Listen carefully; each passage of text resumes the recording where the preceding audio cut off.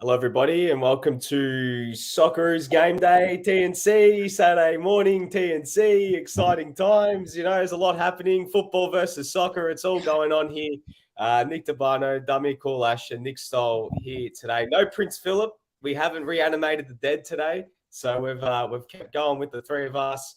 Stoll, first of all, you've come off the overnight shift. How you feeling, mate? Because you look like you're on your last fumes at the moment. Oh, well, I thought I was bringing some energy to this pod. I am on my last fumes. I had a full tank of petrol, but guess what happened? England versus USA happened. All right, England. Every fucking tournament. Well, sorry, that's a big F bomb early in the show. I do apologize to Disney, to anyone listening. But I've been driven to madness because England, every World Cup, they give us one of the most stinking performances ever. Algeria in 2010. Costa Rica in 2014, the game against Belgium in 2018, the one against Paraguay in 2006 or whatever. Man, England all the time, they go in, it's coming home. And then they play at least one game in the tournament that is horrendous. And that's what this morning was. For some reason, Phil Foden didn't come off the bench.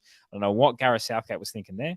But yeah, that destroyed me a little bit. But otherwise, there was some really, good moments. Wales losing to Iran. It wasn't good that Wales lost, but Iran's win was great.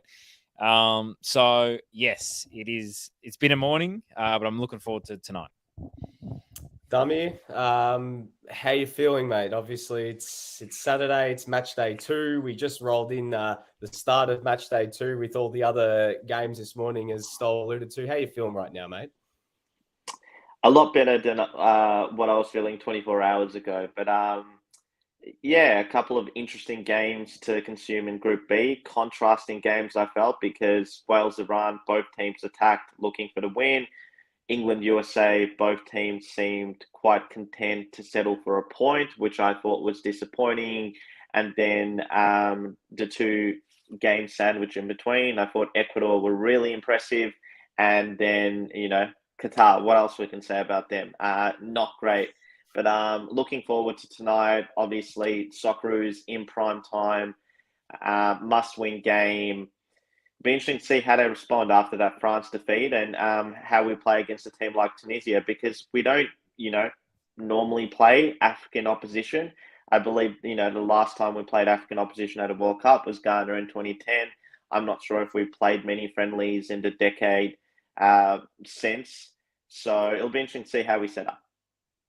Well, let's start off before we get to the Socceroos. We may as well touch on the snooze fest of the tournament, the biggest battle between these two nations in centuries. England, US, old rivals, football versus soccer, bad diet versus bad, even worse diet. Let's get into it. 0-0, as you said, Stoll, England's just terrible football. It looked like, if anything, the US were actually going to win this game. They were the ones actually showing a little bit more going forward.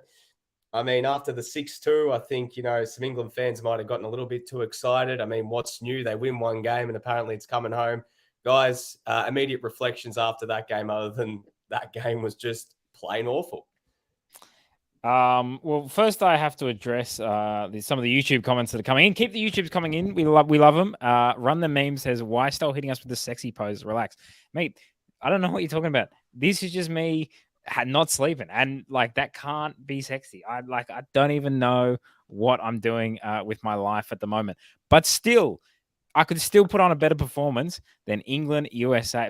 This is why we hate England. People wonder, why are we guys so against England? You guys always do this, all right?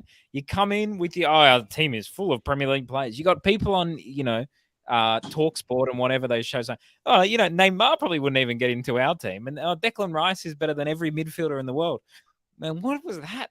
What are you doing? You can't even beat the US, all right? You guys give the US so much crap. I mean, we do it too, but, you're all like, you guys are saying soccer and da-da-da-da. Boom. The US were better today. The US were the better team, actually. Created more chances. Pulisic hit the bar in the first half. I just thought, once again, and this showed me, this is why I didn't get excited about England when they won 6-2 against Iran, Everyone was like, "Whoa, England 6-2, 6-2." No, because A, the XG wasn't that high as well, so they scored pretty much with every shot. Iran also had their second keeper in goals, and B, this is England. This is your football heritage. We know it happens every single time. It's why even in the penalty shootout against Italy, Euro 2020, I knew they'd stuff it up. All right. It's the best part of a World Cup tournament, apart from your team winning, is England losing. And I cannot wait for that to happen. And I'm glad Joey is not on this pod. Demir? Demir, you're muted, but you are showing off your arms, which is impressive. So if you're listening to the podcast, make sure you go to about 6 minutes in, get a nice shot of Demir's arms. Sorry, that wasn't intentional. I promise. Yeah.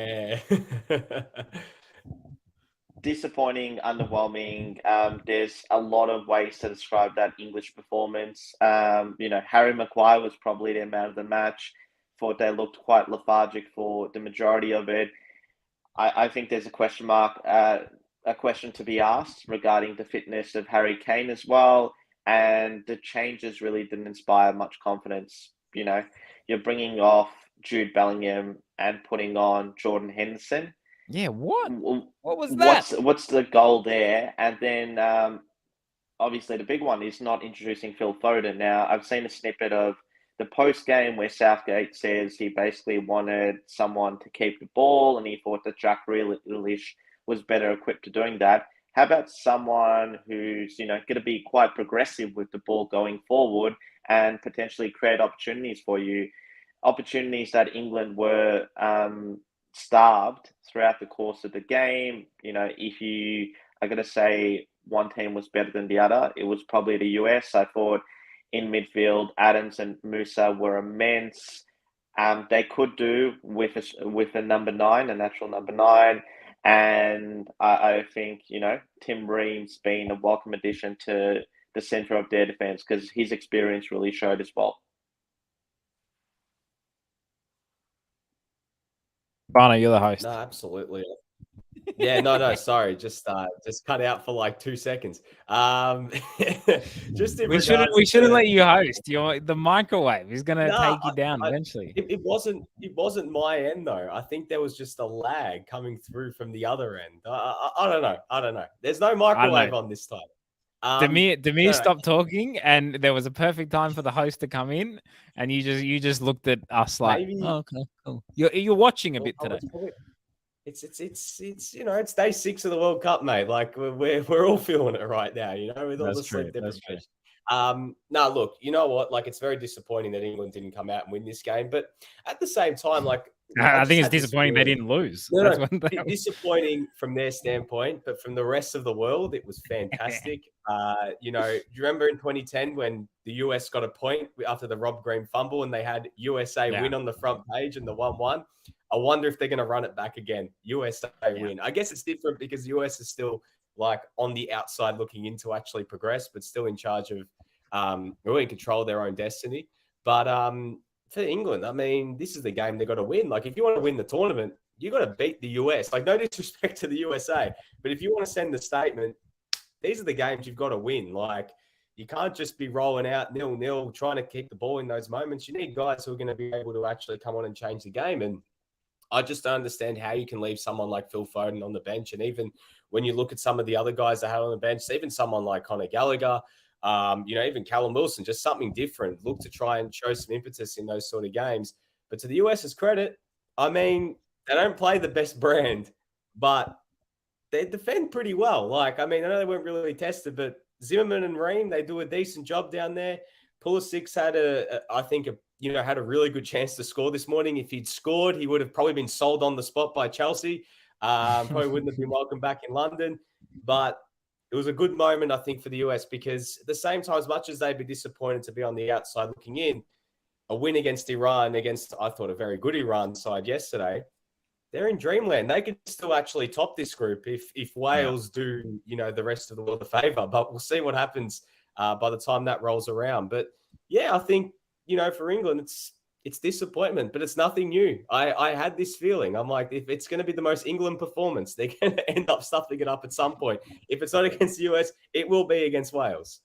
Well, But do you not think that it was also an opportunity missed for the US because they had a fantastic chance to take control of the group and basically go into the last game only needing a point, make a run, attack them, and like beating England, it would have been big news in the US. They probably would have gotten an ESPN 30 for 30 at some stage because of it. Maybe even a movie deal. And I just thought Berhalter was way too pragmatic. Aronson and Rayner got 20 minutes plus stoppage time in between them to do something. And you saw it even with the last set piece. He was kind of motioning, I think, to Pulisic to, essentially slow it down, let's run the clock here. And they went for a short free kick instead of bumping the ball up into the box and hoping the likes of Ream or Zimmerman get their head onto it. I just think, we saw the pragmatism of both managers in full display. And potentially, while there is an element of the US competing against a bigger brother, against a footballing nation, and not only matching it, but looking better for large portions of the game, there's also that opportunity lost, as in, hey, you could have actually beaten them here if you took more risk. They're a footballing nation, England, but they lost against the soccer nation. Like they drew. It felt like a loss. I mean, to me, you say it like that, but in America, they're probably treating it as a win. I've seen the Twitter discourse, and they think it's hilarious that they've held England to a draw. And to be honest, I think it is too. But no, you make a good point. Like they were there right for the picking. But it's not completely disastrous. It's not as if they're taking on no disrespect to Iran, but taking on an absolute powerhouse in that last game. It's actually, I think, it's going to be a really intriguing game, and they probably would consider themselves a red-hot crack to come out and beat Iran and qualify for the next round. They're actually in a pretty good position. So I think, if anything, the Wales game was the missed opportunity. They should have beat Wales. And, USA-Iran was always going to be an interesting game because of the geopolitical thing. But now it is really set up to, winner takes all, winner's going to go through. So it's a great match day 3 game. And, Iran looks pretty good as well. So, yeah, it is an interesting one from the US. But honestly, I'm pretty impressed by them. Like, I thought they were decent against Wales in the first game. I thought they were decent today. This isn't a tournament for them. It's about what they're going to be like in 4 years on home soil. So yeah, US one to watch. It's going to be a good match day 3. Yeah, let's move on from this game before we incite Joey and he returns and comes on and gives us all a serve about England. Let's look ahead first before we start looking back at the rest of the games last night. Let's look ahead to tonight, 9 p.m. Socceroos, Tunisia, massive game, all on the line. It's been billed as one of the biggest games, I think, in Australian football for quite some time. Obviously, not just being in the World Cup, but prime time here, in the country on a Saturday night. It couldn't be scripted any better for, getting eyeballs on the game. Big turnouts out in public venues. Looking from a Melbourne standpoint, it's going to be a beautiful day. We've had so much rain. It's actually now we're getting back to what it should be. We had Sydney weather for about a month, but now we're getting back to the way it should be. Hey. Whoa. Sydney might have a lot of rain, but we have a lot of sunshine as well. Yeah, look, but when there's a big event, don't act like the weather is better in Melbourne. All right, you get that Arctic chill that comes up, like literally from Antarctica. The wind comes up and just hits you all winter. All right, don't give me that. Winter's good down here, man. Winter's beautiful down here. Like it's beautiful place. Anyways, Socceroos, Tunisia, all to be played for tonight. Obviously, the big news overnight: Frank Karacic going to start. Nate Atkinson out with an injury. Let's just get into the nitty gritty. Can you see that being the only change? Do we see Aiden Hrustic as well coming in? How do we see the lineup looking for tonight? They need Hrustic to come back in. They need someone who can keep the ball, who can progress the ball up the field, who can create chances. The very few times that we got into the final third against France, man, we looked panicked. We did not look calm at all, composure. Hrustic brings that in. I don't know what his fitness is, but honestly, if he's even 80%, I'd roll the dice. All right, it's a World Cup. This game, if we win it, we're in with a great chance. If we lose it, we're gone. Even a draw, I don't think, I think we're gone as well. So absolutely need to kind of roll the dice on this one. Hopefully Hrustic comes in. It'd also be interesting, I think, to see, Duke. Does Duke hold down? I know Arnie likes him, but I guess it depends on how he wants to play. I thought it was even a bit strange that McLaren didn't see minutes against France, given the way that France played such a high line, and to get kind of McLaren in behind with his runs, I thought that would kind of make more sense. So I was surprised he didn't get minutes. It's going to be a very interesting one, but yeah, definitely think we need Hrustic on the pitch. Damien?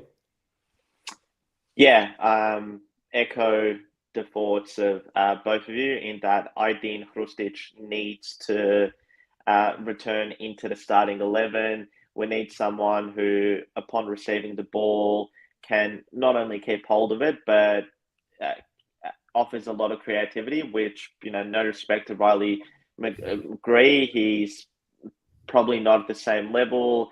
Obviously, Karacic is coming in for Atkinson, and the only other change I'd make is potentially alongside Harry Suter. I feel more comfortable with either Bailey Wright or Milos Degenek partnering the Stoke City defender. Aside from that, I don't think that there's going to be any other changes. I think Arnie will stick with Mitch Duke up top, and if we are to see one of the two come off the bench, I'd probably say it's Jamie McLaren, because Cummings didn't do a lot in that France game, but there's also the question mark in relation to Cummings and Qual. Did they get put into a no-win situation where they were expected or tasked to do a lot? And Arnie's going to look at that and probably say they didn't make much of an impression. Okay, let's give an opportunity maybe to a Jay McLaren, maybe to a Marco Tilio to occupy those roles off the bench. But we'll see how the game plays out as well. Like I think most of you, I was pretty impressed by Tunisia in the first game. They could have easily come away from that one with all 3 points against a good Denmark team. Not a great Denmark team, but a good Denmark team. And yeah, like I said, prime time, Fed Square is going to be packed. I'm sure the pubs all across and bars across the country will be packed. And it will be good to see the Socceroos again, attracting the mainstream media attention that they deserve. Just the biggest thing for me on this game is taking the crowd out of it, because it is going to be hostile as all hell. 30,000 Tunisian fans apparently going to be packed in. There's a massive Tunisian community in Qatar. You expect a lot of fans would have traveled as well from Tunisia, given the close proximity where the two nations are. And the first 10, 15 minutes, I think, are going to be make or break. And I would not be surprised if Australia just try and take the complete sting out of the game, and whether it's try and hit them early with a goal or just try and play calm and just slowly take the team out of it. Don't make it a basketball game in the first 15 minutes where Tunisia are going to be going at you. And the one player that I sort of want to highlight for Tunisia is Leidouni in midfield. And we spoke about him after, the Denmark-Tunisia game, how he put in that massive challenge on Christian Eriksen. He started pumping up the fans and everything. I'm telling you, don't be surprised if we see some of those challenges early where the Tunisian players are going to try and get the fans behind and try and galvanize the fans. And Australia have been in these situations before where they've played real hostile games at whether it's been World Cups or qualifiers. I mean, we think back to 2014 against Chile when it was in Brazil, and those first 15 minutes where Chile just went bang bang. I know that Chile team was a lot better than this Tunisia side, and then we think back to even World Cup qualifiers against Uruguay and Iran, and obviously that's gone way back. But the importance of taking the crowd out of it, it can't be understated. We can look at the X's and O's and everything, but these Tunisian fans are going to come out in full voice and just try and put the Socceroos off. Just quickly, in terms of what I think will happen starting wise, other than Karacic, I think it's a no-brainer. Aydin Hrustic has to play. Even if you're going to get 60 minutes out of him, 60 minutes could be gold. One pass is all it's going to take, and just a bit of creativity. Someone who can just, play that final ball. And that's what we're really lacking. I think it's going to be so important. And the other set one pieces as well. Absolutely. There was a lot of talk of Goodwin. His crosses are okay, but in terms of direct free kicks, Hrustic is the only player who can actually put it in the back of the net from direct free kick. So that could be super important today. Absolutely. And the other one as well, good point there to me. I would change the centre back pairing. I'd look at bringing in Bailey Wright to play alongside Harry Souttar. I think that as much as I like, that they went for the Souttar Rolls partnership, I just think they haven't played enough football together. And I think you need to get someone in who has played, not just football, together, but football in general, because, Rolls and Souttar coming off these long injuries. I think we're going to keep the squad fresh as well. So we'll see what happens today. But guys, But don't worry about on, France. It was just a friendly, so there's no it was no just a need friendly, to worry guys. about Don't it. worry, it's All an good. exhibition. We're just right? warming up. Yeah. You know what it reminds me of? Like when you're playing like a pickup game of like football or something, and you're beating someone, I don't know, 4-0, and then they score like 2 goals, and they go, "Yeah, we're playing serious now." Ah, yeah, okay, yeah, cool, yeah, all right, great. And also, like, the famous, oh, guys, it's only 1-0. It's only 1-0. Don't worry. Exactly. Keep going. But yeah, I think the last thing I want to make on this game is I wouldn't be surprised if we actually see at one point either the Melbourne City Trident in the front three of Lecky, McLaren, and Tilio, or whether they're all on in that front three or Tilio sitting in behind, or the Mariners duo coming on again. I think that's a bit of an understated storyline, having players that have played together at club level that understand the synergy and what works. I would not be shocked if at some stage in this game we see that happen. So before we move on from this to the other games, let's stick our necks out. What are our predictions? Are we going to win? Are we going to still be alive going into that last game against Denmark? Is it going to be disappointment? Is it just going to be another draw? It's going to be like when we played Denmark in 2018. What's the go? I don't know. I really obviously would love us to win. I think it's going to be very tight. I think it's going to be 1-1, maybe 1-0. Either way, I think it's going to be a very, very tough game. I think if we do win, it's a 1-0 win. So look, let's hope. But if I had to put my money on it, I'd say 1-1 draw. I'd probably lean towards Tunisia 2-1. Harry Souttar to score Australia's goal. But over the course of, I guess, the last couple of days since the France game, I have been feeling a bit more confident about the Socceroos going into this game and potentially getting a point out of the game. But, I do wonder if they get into a situation where it is 1-1 in the 80th, 85th minute, whether they do chase it and how strongly they chase it, because you'd assume that they would want to do that, particularly given that Denmark and Tunisia drew.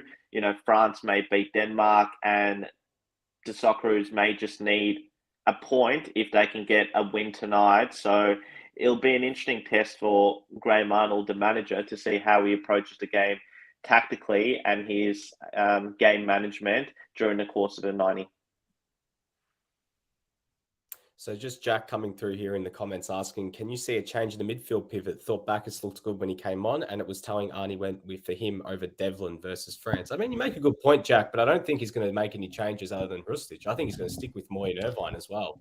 I would be very surprised. Moy was not good against France. He's stuck with Moy like all the way through. Like personally, I would start Devlin if I'm being like I was the coach. But he is stuck with Aaron Moy. Like, even when he wasn't playing at club level, he was still putting him out there for 120 minutes, even against Peru. So I would be shocked if Aaron Moy was dropped, to be honest. And Keanu Bacchus seems to have really impressed Arnie, because you cast your mind back to that second New Zealand friendly. Correct me if I'm wrong, but he was the last of the 3 central midfielders in contention for a World Cup spot to come on. I think it went,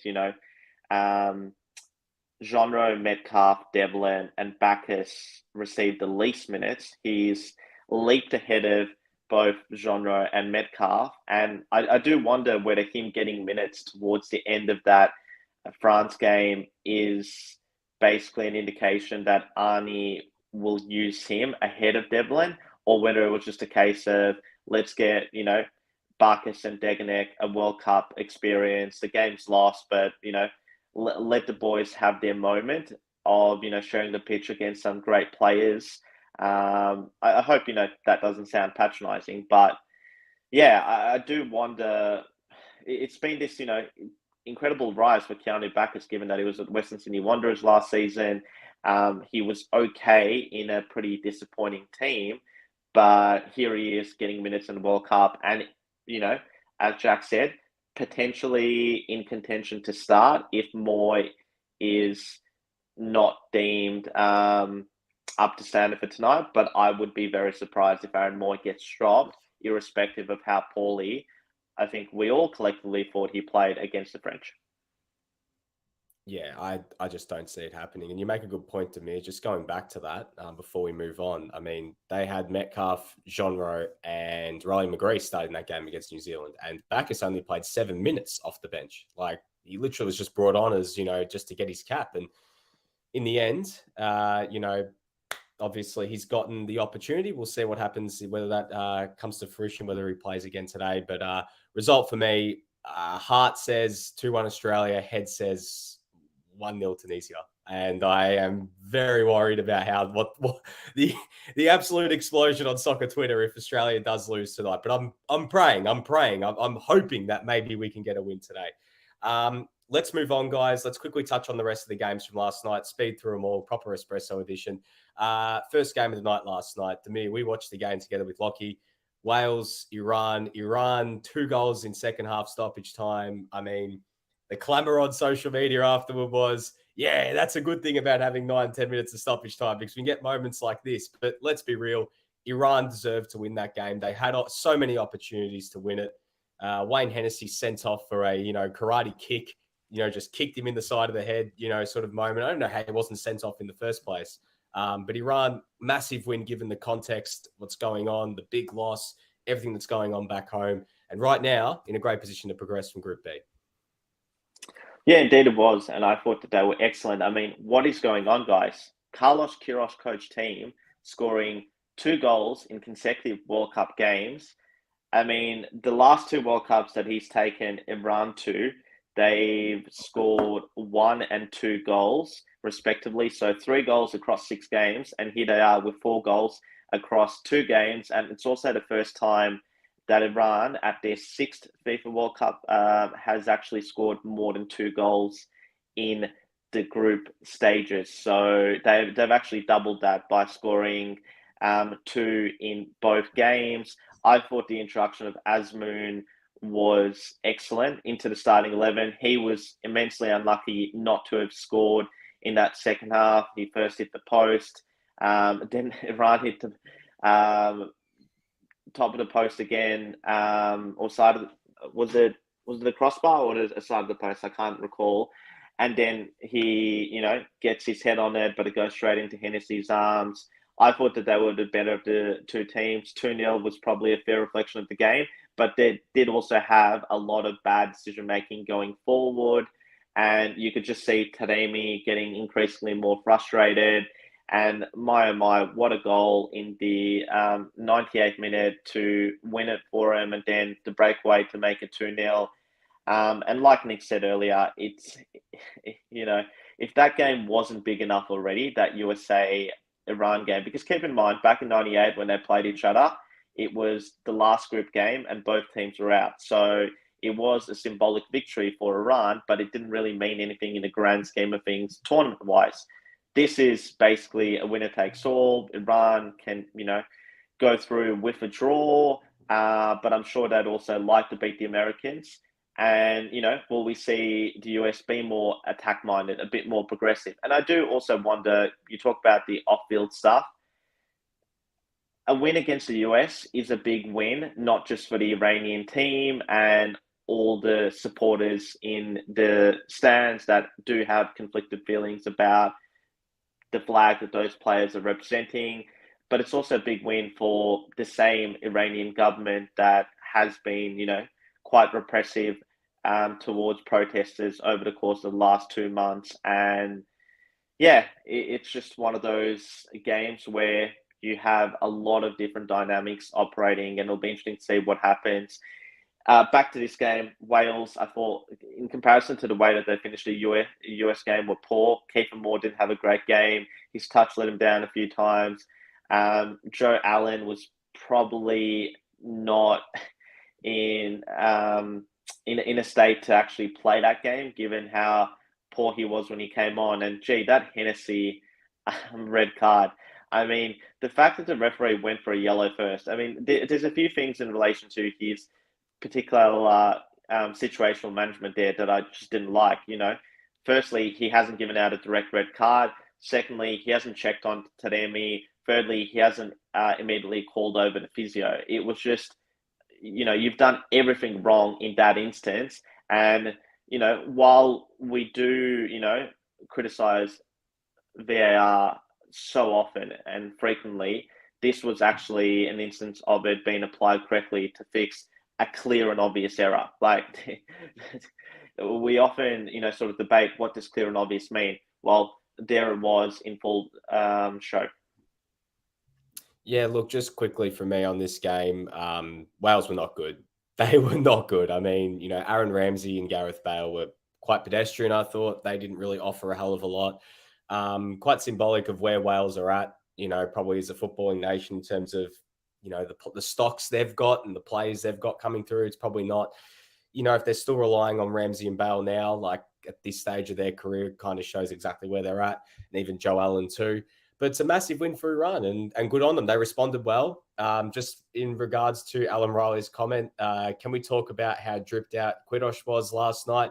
Yeah, mate, you know what? He looked good. He looked good on the touchline. His football isn't always very good, but they were devastating on the counter-attack yesterday. And as you mentioned to me, Sada Asman was fantastic and battled on with that injury. Like, I thought he was going to come off a lot earlier, but did quite well. So sets up for that massive match day 3 on Wednesday morning at 6 a.m. Yep, so that's looking like a huge, huge, huge morning. And also, if Wales can pull off a win against England, make it even more exciting nonetheless. Damir, yes? Speaking of Riley's, we watched the game at the Imperial, and Mark Riley, the chief political reporter of Channel 7, was an interesting observer as well. And he seemed to, take great delight when the Iranians scored. And I think, for neutrals, there's a lot out there in relation to that Iran team and the conflicted, I guess. He's a big supporter of the Ayatollah, Mark Riley. No, but we did see the scene pre-game when the anthems were played. There seemed to be a degree of reluctance with the players singing it after initially not singing it against England, and then the cutaways to the crowd and that one particular gentleman who just basically broke down. You've got tears in the eyes of a lot of other Iranian supporters there, and it's a tough situation to be in. And I can't really think of any situation quite like it in recent World Cup history. I'm not sure if you guys can, but it seems like if there has been, political factors that have affected the team, they've done so before the World Cup or in the immediate aftermath of a particular World Cup. No, nothing that immediately comes to mind with that one. I can't remember my own address right now. I'm that tired. Hey, Stoll, before we let you go, just quickly wrap through the last 2 games. Quick speed through it. Ecuador get against the draw against the Dutch. I'll tell you right now. Ecuador 1-1 in Valencia, 6 consecutive goals. The Netherlands were, apart from Gapco's goal, which was amazing straight away, horrendous. The Dutch. All right, no good at all. In a bit of trouble there, the Dutch. But Qatar, also, Qatar. See you later. Well, I was going to say Qatar, man, you had 12 years. You spent all this money. You built $1 billion complex. You got the best coaches from Barcelona. You set up a thing in Senegal. You bought a club in Spain. You bought a club in Belgium. All this money you spent for what? 0 puntos. All right? 0. Good luck. Thanks and success. Goodbye to you. I hope I don't see you again. Yeah, well, we're probably going to have to see him again because when it expands to 48 teams, they'll probably keep qualifying. But in regards to that, obviously big result as well for Senegal. Talking about big games in the final match day 3, Senegal versus Ecuador. Even in the Dutch game, like if Qatar gets something from that, the Dutch aren't safe. Like it's going to be really, really intriguing. Come on, Nick. Come on. Look, do you honestly think Qatar will get something out of that game given what we've seen? Having said that, I do think that in both games, the Netherlands were actually the poorer of the 2 teams. and here they are with 4 points. This morning, you saw Plata hit the crossbar.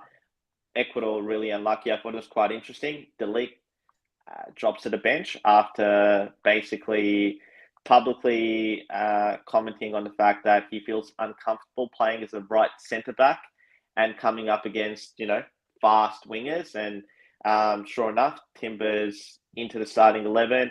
But I tell you who'd be really happy with what happened during the course of this game and also the Dutch first game. It's PSV, because Gapco's stock and his price tag will only keep rising.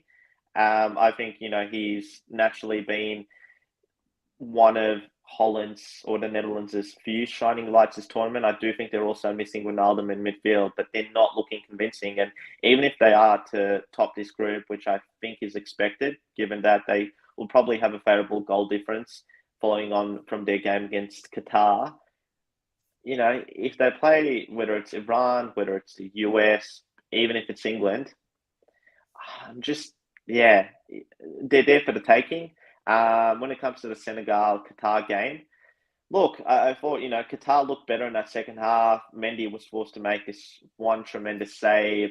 Montari, who I thought looked okay when he came on against Ecuador, scored that goal and scored their supporters, however many of them there actually are, were able to celebrate in that moment of having the World Cup goal. It came when the game was still in contention.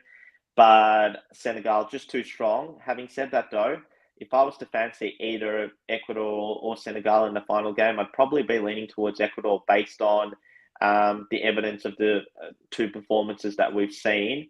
I think, Senegal is really missing Mane. And even last night, I thought Kouyate's absence in midfield was sort of evident in that second half as they were starting to lose control of the game.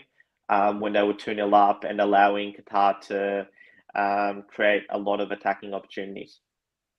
Yeah, just quickly, they've got 3 sort of players out who are playing at big clubs, as you mentioned to me. No Mane, no Kouyaté. Starting left back, Fode Ballo-Touré, who obviously is at AC Milan as well, missing from now the opening 2 games. So they're a bit decimated, but they're in a very good position still to progress. Massive game coming up in that final group game, but all that Ecuador need is really a point. So who knows what happens with that one. Hey, guys, before we go, the other 3 group games tonight, other than obviously the Socceroos Sneezy game, we've got France-Denmark, Saudis versus Poland. So another chance to see Hervé Renard in the flesh and, his big pre-game speech with his translator, which I love that video, by the way. Bit of FIFA World Cup All Access. Sensational work there. And also as well, Argentina, Mexico. So much on the line there. So let's get our predictions. Let's start off with Denmark-France, 12 a.m., straight after the Socceroos game. A lot riding on this, at least from an Australian point of view, depending on what happens tonight. How do we see this game playing out?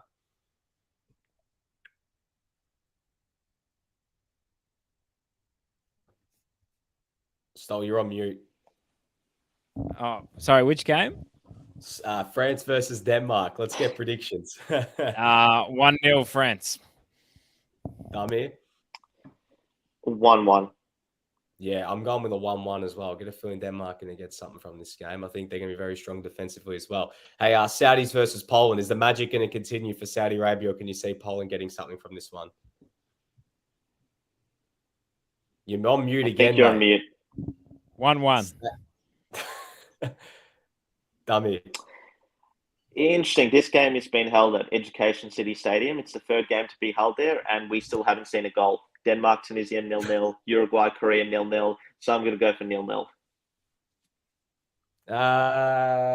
Give me 1-0 Poland. I get a feeling that Poland are going to win this one. Robert Lewandowski with the goal. Argentina, Mexico. Are we going to see Argentina bounce back? There's always controversy when these 2 teams play as well. So I'm going to predict controversy and an Argentina 2-0 win. Argentina.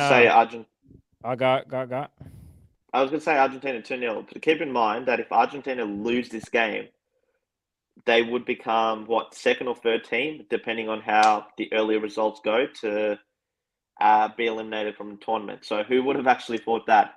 Not that I think they'll lose it, but it will be an interesting and suspenseful 90 minutes. Argentina 5, Mexico 1. Wow. You're going for a real clapback. You think like there's going to be a statement game? I don't know, bro. Like, I'm tired. It's Messi. You know, he's gonna do something amazing. Come on, Messi. Oh, Messi. Let's do something incredible. Let's get a hat trick. Let's shut everyone's mouths. Let's go. Yeah. All right. Well, we'll stick to that. We'll see what happens. It's going to be an intriguing night of action. Obviously, you can all catch it on SBS. You know, big game, 9 p.m. all the way through till 6 a.m. So 4 huge games. But of course, Socceroos tonight against Tunisia is the big one that we're all going to be keeping our eye on. So come on, Socceroos, you know, give us something. Give us something. We want to have a good night. We don't want to be, you know, heading in tomorrow feeling like absolute crap after hopefully not a loss. So let's hope they turn around and get ourselves a result. But yeah, we'll see how it all plays out. But guys, Stoll, go get some rest, mate. You look like you're about to pass out on stream. Dummy, thank you again for jumping on board. We'll be back, we think, tomorrow for a bit of a Socceroos Tunisia post-mortem. For myself, Nick Tabano, Nick Stoll, Damir Kulash, it's goodbye for now, and thanks and success.